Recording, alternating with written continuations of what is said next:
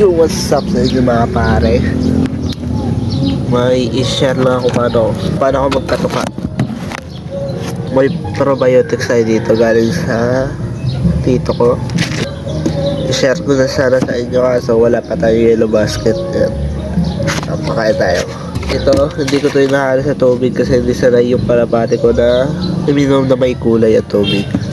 Kahit anong pilit mo dyan, hindi sila iinom. Tignan dalawa sila.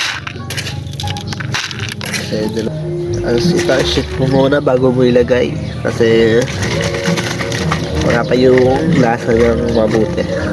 Yan, nasa takip natin lalagay sa lahat ng takip na to, sa lahat na yan.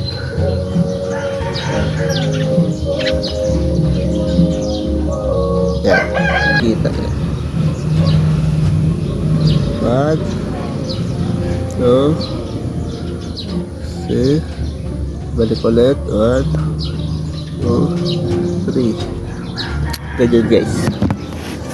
Tapos kuha kayo ng panghalo. Tapos haloy mo mabuti. Yun na para pumalat.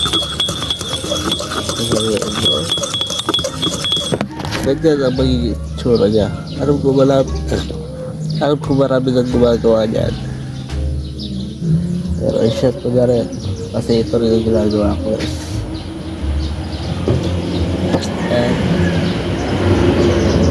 so patakain na tayo sa banyo. Let's go.